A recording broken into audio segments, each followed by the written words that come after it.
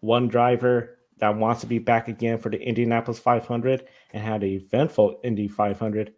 Kyle Larson, Paddle Awards teammate, he started in row two, but on the first restart of the race, he made a mistake, lost many positions when shifting up, had an issue, ended up in third gear somehow.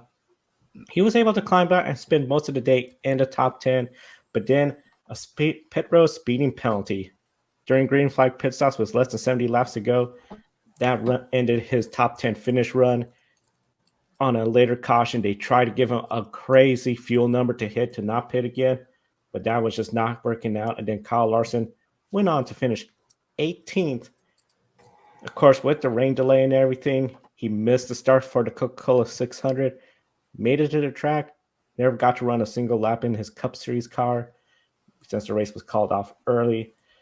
So, Ben, I got to ask you, how would you essentially rank Larson's performance at Indy compared to the most recent driver that was able to complete the double, Kurt Busch? I know Kyle's disappointed, and obviously he can't control the weather. I know he's disappointed that he made a mistake coming into the pits, but like it was referenced on the broadcast, Scott Dixon made that mistake a couple of years ago as well. I mean, and he's one of the best of the best we've ever seen in this sport. So it's a very easy mistake to make for Kyle Larson to come here as an Indy 500 rookie. As immensely talented as he is, he had a lot to learn. I think he did an admirable job getting up to speed all month. And like you said, Joe, I hope that he exercises that option for a second year to come back and try this again. But the biggest takeaway that I had from yesterday and seeing, especially as Larson made that mistake, on the restart and kind of got shuffled back, ultimately finished in 18th place.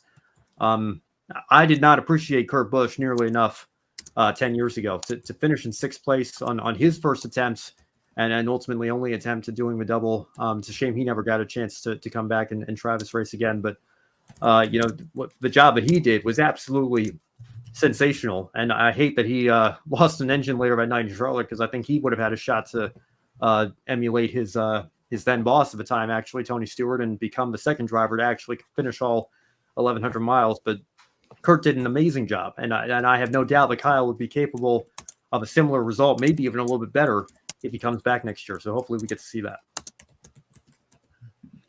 Yeah. I'll totally echo everything you just said, Ben. I also think we didn't appreciate what Kurt Busch did enough. That was very impressive what Kurt Busch did an entire decade ago. I know Kyle didn't get to finish that he wanted in this race after that penalty, but I think for his first Indy 500 in month of May, Kyle did reasonably well. I was very impressed with everything he was able to do at Indy, and never really put a wheel wrong at all. I know he got chewed up on one of the early restarts. When the car got stuck in one of the gears, lost a lot of position, but he had a fast enough car, was able to make up a lot of those positions and get back up in the top 10 before the penalty derailed his day. Like you said, I know he's very disappointed in how everything played out yesterday, but you can't control the weather and all of that. But all in all, I think it was a very impressive performance. And I think with one Indy 500 in his belt, he come back next year or whenever, I think he'll have a better idea of how this race will go, and we could potentially see him contending for a win. And I also want to bring up something I saw on Racer.com yesterday. I was really glad that Racer decided to repost the late Robin Miller's article.